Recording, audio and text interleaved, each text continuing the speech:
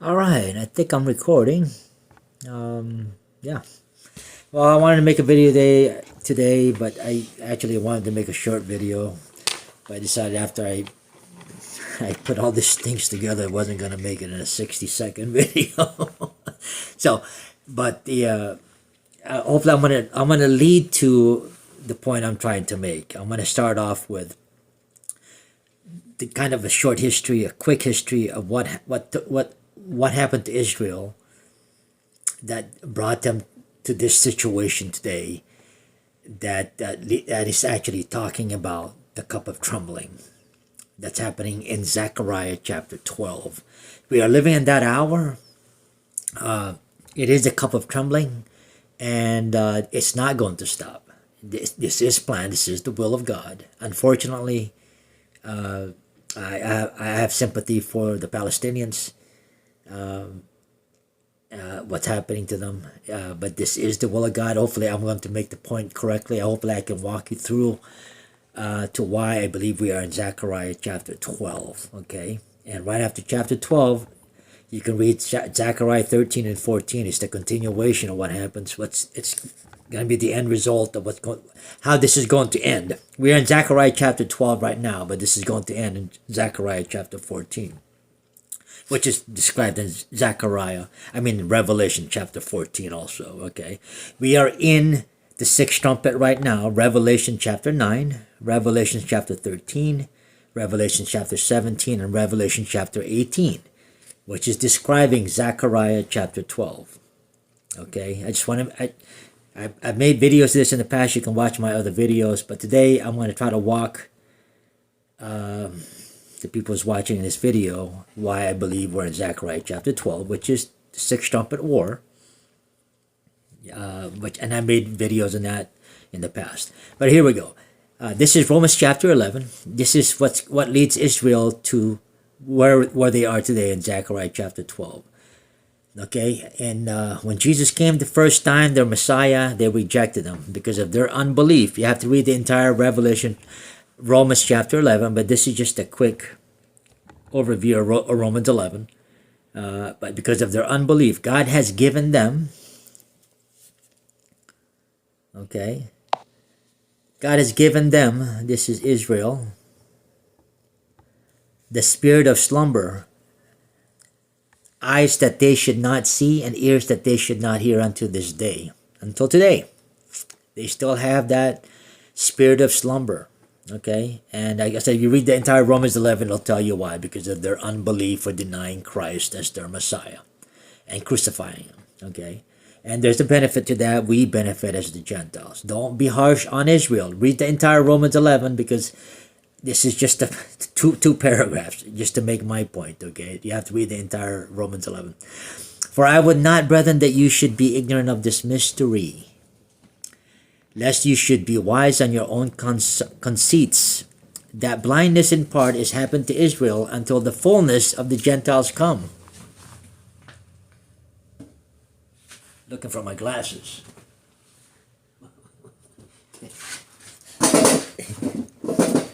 Okay. Okay, that's a little better. All right. Until the fullness of the Gentiles has come. I just want to.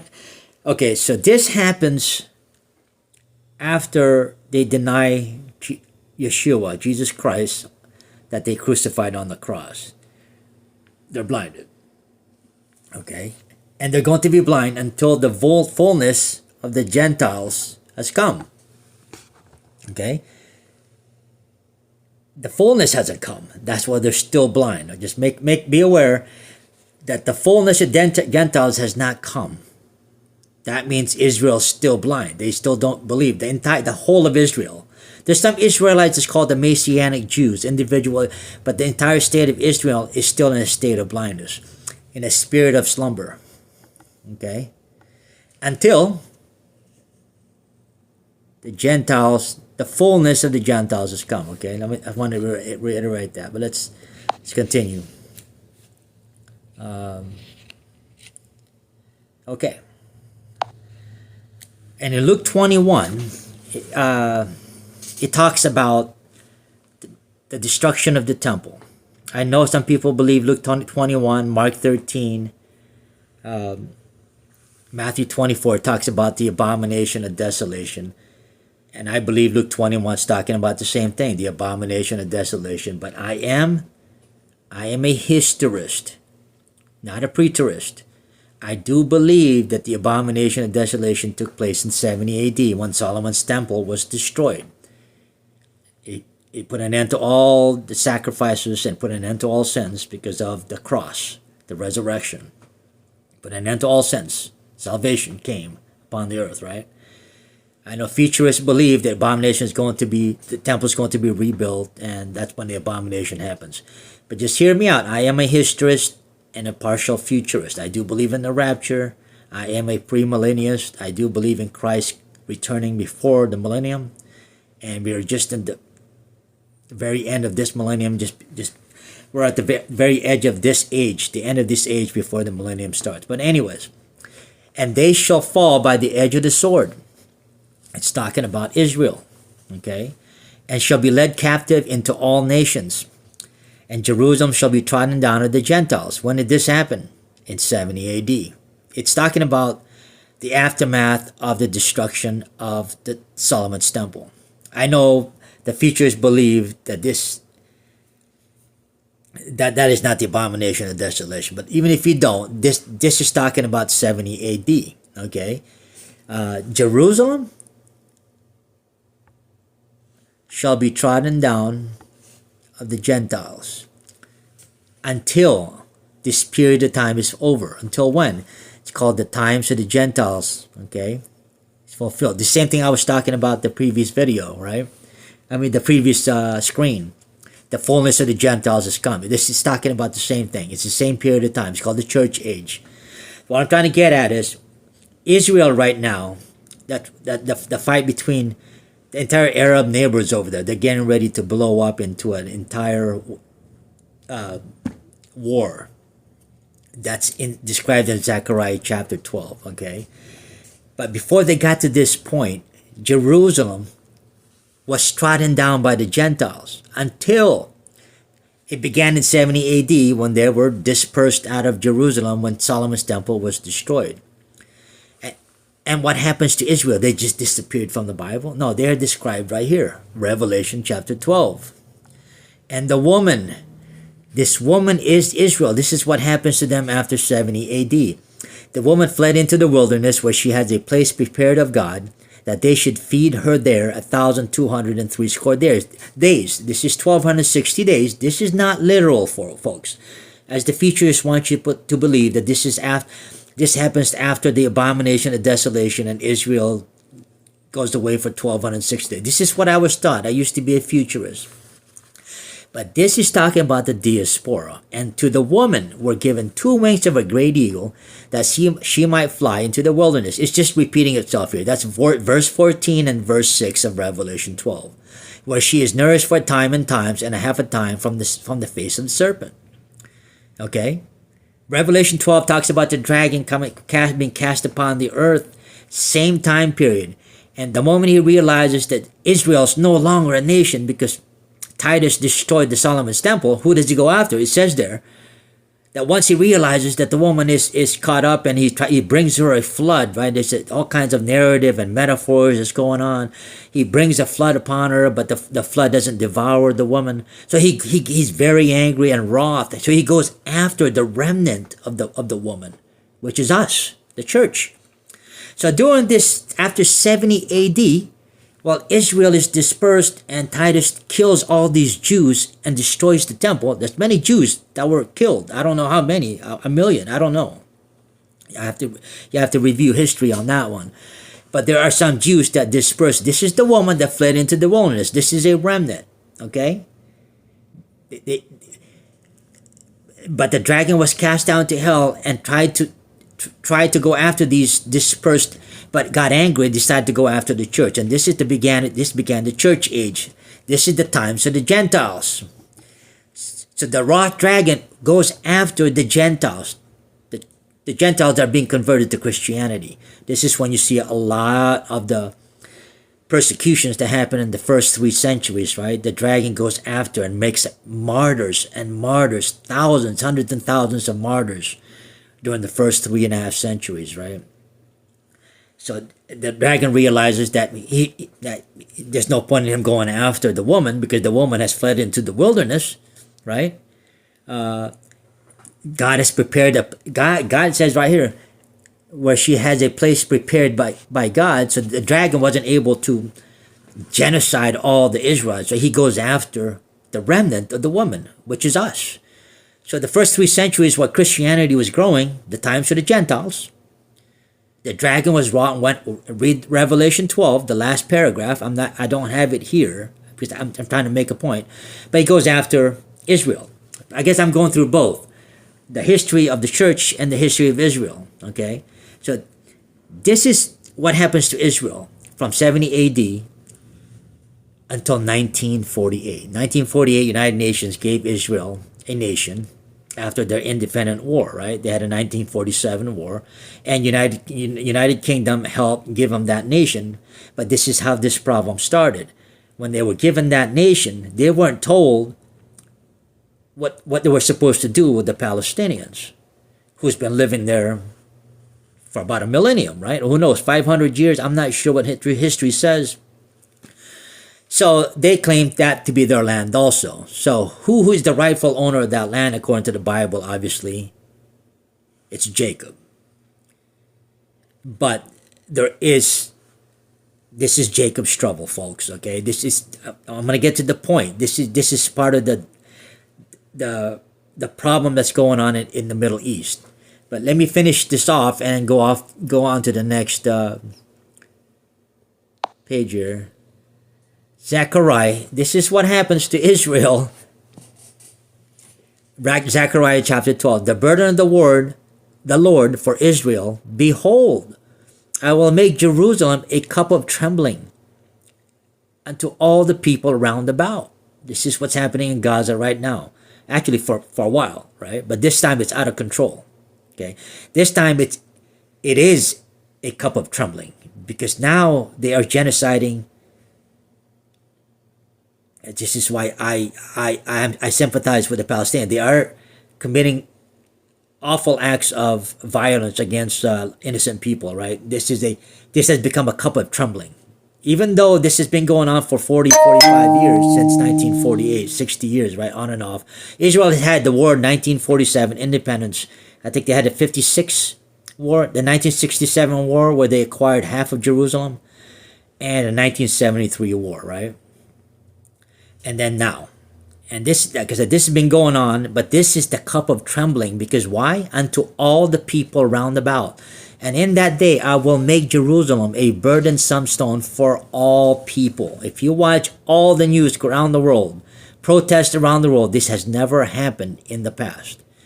All that burden themselves with it shall be cut in pieces. This is the hour we're living right now. This is being fulfilled right now, folks, this prophecy. Okay? And you have to understand what this chapter is talking about. This is talking about the sixth trumpet in the book of Revelation. Okay? So you have to understand the hour we're living in. And I'm just trying to provide for you scriptures. And I'm trying to put it together so that some people will understand that watch this video that the futuristic viewpoint is not correct. There is no 7-year tribulation. We are living, the book of Revelation is alive. We're in it. We're living in it. And this is Zechariah that proves that we're living in it. This is describing what's happening to Israel today. It has become a burdensome stone. Okay? It's a cup of trembling unto all the people round about, and a burdensome stone for all people. And this is happening just before Jesus comes. If you read Zechariah 12, 13, and 14, it's strictly telling you Jesus is coming. It's the sixth trumpet. It's equivalent to this, the book of Revelation that's talking about the sixth trumpet war, okay? This is part of the sixth trumpet war that I've been making videos about. But let me continue. Revelation 18. Okay, rise and measure the temple of God, and the altar, and them that worship therein. But the court which is without the temple leave out, and measure not. The futurists believe this is Solomon's temple, folks. Okay, I'm here to let you know that I don't believe in the second temple. I do believe in the rapture. I do believe in the second coming. I do believe in him coming now before the millennium. I'm with all that stuff. But this is not talking about the temple. For it is given unto the Gentiles, and the holy city shall be they tread underfoot 42 months. Once again, there's another 42 months here, 1260 days. This is not the same 1260 days concerning the wilderness, folks, okay? It's not the same 1260 days it's talking about here. Times and a half, okay? Or 1203 score days. This is talking about Israel, okay? During the diaspora, it's more like 2,000 years. It's symbolic. It's a metaphor. It's not 1,200 literal days. Now this one is literal, guys. Okay, how do you know when it's literal and when it's metaphor? You have to read the context. This is talking about a literal 42 months. Literal. This is literal. This is not a period of 2,000 years. And this is what's getting ready to begin right now. Because you know what this is talking about? The temple here, the temple of God, folks. Read it and weep it. Paul talks about it.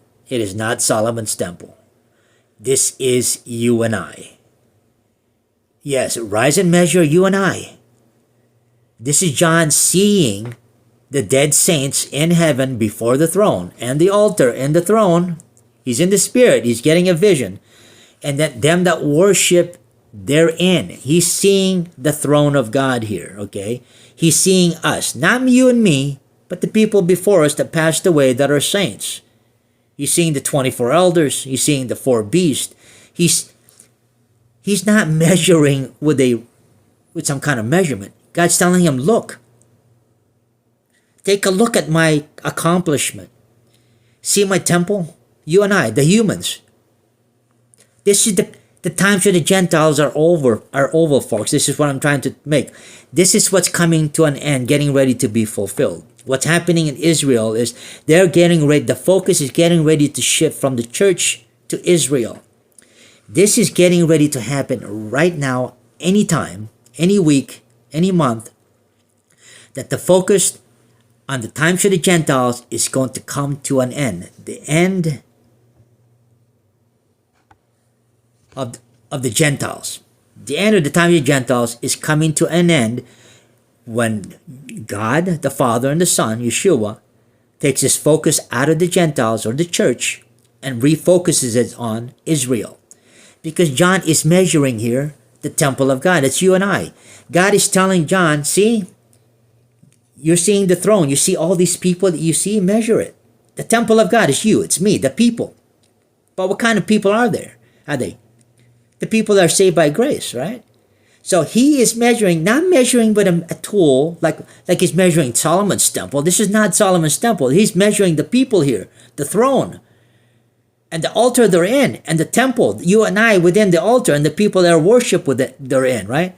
This is the metaphor of what this is talking about in Revelation 18. And John is being told, see, it's over. The times of the Gentiles are over. These are the people in the book of life. These are the people that I grabbed. These are the people that you're going to be planting the seed for. And they're up here with me. You're seeing them in heaven right now. Measure it, look at it. And then leave out, but the court which is without the temple, leave out, because those are the Gentiles. He goes, see those people out there? Outside the court? He's using the Solomon's temple as a metaphor to describe the church. Okay, the temple here is the church, and the church is you and I. It's human beings. Okay, we are the temple of God. Okay, he said, outside the temple, measure not. These are the Gentiles. Okay, so he's telling him the times for the Gentiles are over. The book of life is complete. I got my people. So now he's concentrating on the holy city, and the holy city shall be tread underfoot for 42 months. It's the end of the time to the Gentile. That's what's going to happen right now. The end of the time to the Gentiles is about to be completed. And the focus is going to shift back to Israel. What's happening with Israel in this cup of trembling? The focus is shifting to Israel. The door is closing for salvation. Okay? no more will be seen in heaven as the temple of God, because John is getting ready to measure it. John is getting ready to be told to measure the temple in heaven, so that salvation is closed for the Gentiles. He's going to focus back on Israel. And then I will give power until my two witnesses, and this is when Enoch and Elijah shows up to prophesy for 3.5 years. And I want to reiterate, this is Daniel's 70th week restarts again. Okay? But the difference is there's only half a week. There isn't a 7-year tribulation, folks. It's 3.5 years. Once again, I'm a historist. I'm not a preterist. I believe Jesus fulfilled half of the week when he got crucified. Okay? When he started preaching until the day that when he died, 3.5 years of his preaching, that was the half a week of that Daniel's last week. He was cut off in the middle. He is the guy that was cut off in the middle. He is the prince of the people. Okay?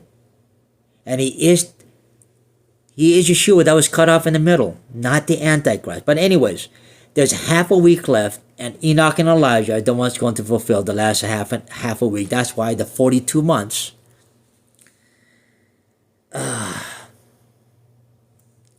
That's why the 42 months is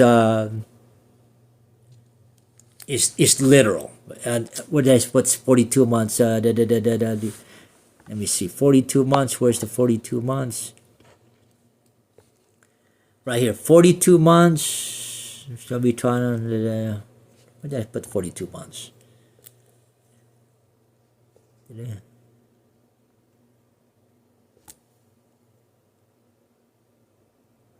Okay, that's so we got. I guess that's where it is. Huh? Where did I find the 42 months? Did I get there? Zechariah. Oh, what did I miss? Zechariah. But anyways, yeah, 42 months right there.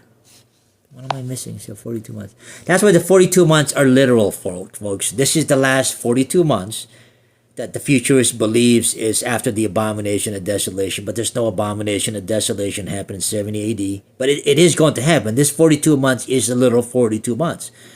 But it's a 42 months that concentrates back on Israel and takes the focus out of the church. This is why John's told to measure the heaven, the throne, because the times of the Gentiles are over. No more on earth are the Gentiles converted. The conversion is over. The gospel has been preached to the world. It's coming to an end. The focus is coming back to Israel, and the focus is to restore whole of Israel back into the kingdom, okay, that they rejected 2,000 years ago. They were blinded, remember? The times of the Gentiles are coming to an end.